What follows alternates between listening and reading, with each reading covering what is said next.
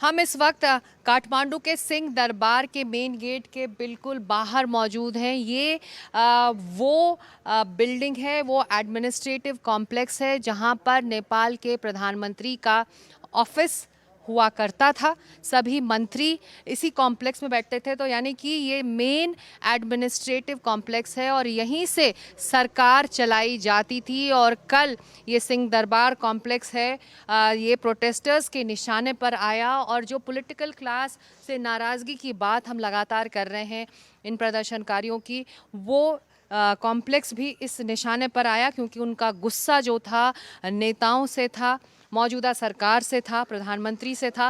भ्रष्टाचार, आर्थिक संकट, रोजगार, तमाम समस्याओं से ये देश जूझ रहा है और यहीं से फैसले लिए जाते रहे हैं नेपाल के लिए। ये मूलतः जो ये कॉम्प्लेक्स है यहाँ के नेपाल नरेश का ये महल हुआ करता था और साल 2008 में जब नेपाल में एब्सोल्यूट मोनार्की के बाद लोकतंत्र स्थापित हुआ, तब ये एक तरह से सीट और पावर बन गया। प्रधानमंत्री का दफ्तर यहीं था और कल ये निशाने पर आया। आप देख सकते हैं किस तरह से इसको निशाना बनाया गया। जलने के निशान अभी तक हैं। सभी ज़रूरी कागजात, जो चीज़ें थी अंदर से वो हटा दी गई, उन्हें जला दिया गया और अब ये पूरा Singh Darbar administrative complex army के अंडर आ गया है। इससे आगे अब जाने की हमको इजाज़त नहीं है।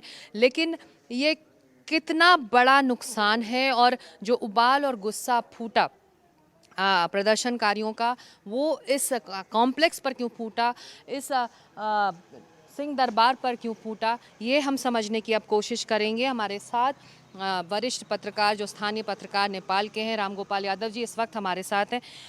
रामगोपाल यादव जी, अब ये सिंह दरबार कॉम्प्लेक्स आर्मी के अंडर आ गया है, लेकिन यहीं से आपके देश के लिए, नेपाल के लिए बड़े फैसले लिए जाते थे कल से पहले तक। जी, कल से पहले तक नहीं, हाँ, पूरे फैसले लिए जाते थे। जब से यहाँ प्रधानमंत्री को, जो आपने बताया पहले स्टोरी में, तो सारा फैसले, सारा डिसीजन जो व्यवस्थापिका संसद को होता था, यहीं से प्रधानमंत्री करते थे। और हर एक मंत्रालय, इसी में एक स्वास्थ्य मंत्रालय बगल में है, बाकी सब मंत्रालय यहीं अंदर थे, इस कॉम्प्लेक्स के अंदर थे। ये बताइए कि कल जब ये हमला हुआ, प्रदर्शनकारियों ने इसको टारगेट बनाया, तब सभी मंत्री कहाँ थे? क्या ये चल रहा था, ये दफ्तर, ये जो ऑफिसेज हैं मंत्रालय के, वो चल रहे थे या फिर कल बंद था जब हमला हुआ? आप तो यहीं थे। कल मैं 7 बजे सबसे पहले वीर हॉस्पिटल पहुँचा। रात में 11 बजे तक वीर हॉस्पिटल में था। यहाँ पर बताइए, जब यहाँ पर आप जब आए तो क्या देखा? मैं यहाँ पर आया तो उस समय 200-400 यूथ का मात्र भीड़ था। वीर हॉस्पिटल से जो शुरू हुआ जुलूस, तो मैं उसके साथ यहाँ आया तो 200-400 जुलूस का भीड़ था।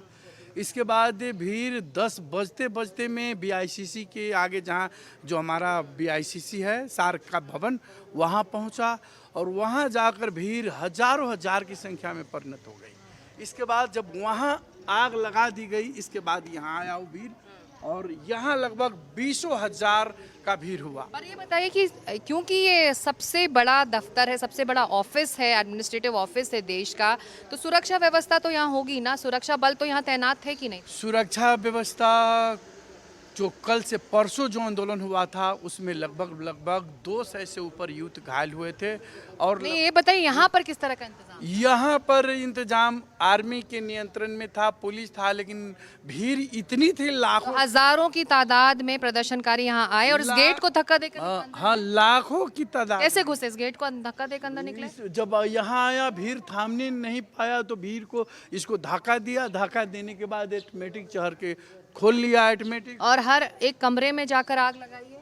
हर एक कमरे में जाकर, एक एक रूम में पैस कर, यहाँ के जितना भी इंफ्रास्ट्रक्चर हो, कंप्यूटर हो या जो राणा कालीन या अभी व्यवस्था में लगाया गया जितना भी शो होता है, आर्टिफैक्ट्स, पेंटिंग्स, जो वॉल हैंग, सारा चीज को वहाँ काट के निर्मित किया गया था। जिस कालीन बना था राणा के समय में, वैसे बनाया गया था। उस सभी हॉल को, सेमिनार हॉल को, बैठक हॉल को, जो प्रधानमंत्री बैठने वाला इधर का जो भी कार्यालय है, वो सब शपथ ग्रहण पहले यहाँ होता था, इधर के बिल्डिंग में, सभी को एक एक करके जलाकर, ये काठ का बना हुआ बिल्डिंग है।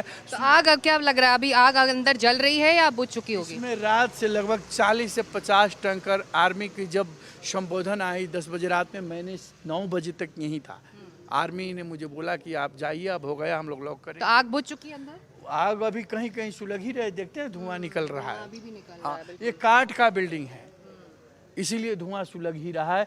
पूरे घर ध्वस्त हो गया। लगभग 12 बजे से यहाँ टैंकर से पानी बुताना शुरू किया, लगातार 11 से। कितने कमरे होंगे अंदर?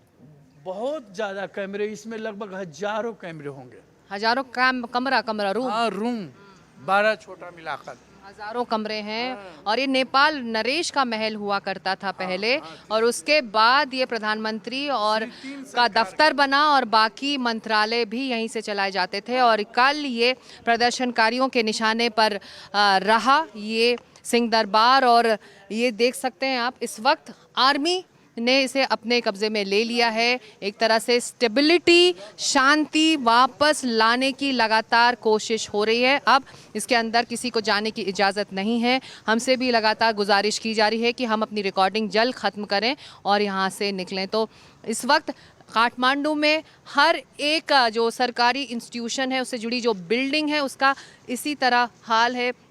क्या बचा है कल की आगजनी में, क्या बचा है कल के गुस्से में, कल के बवाल में, ये अब जानने समझने की कोशिश की जा रही है। और आर्मी से ही जुड़े जो अधिकारी हैं, उनके जवान हैं, वो इस तरह के इंस्टीट्यूशंस में अंदर जाकर देख रहे हैं। और जहां आग अभी भी लगी हुई है, वहां बुझाने की कोशिश आर्मी ही कर रही है। काठमांडू से कैमरा पर्सन पूजा आर्या के साथ सिकता देव, एनडीटीवी इंडिया के लिए।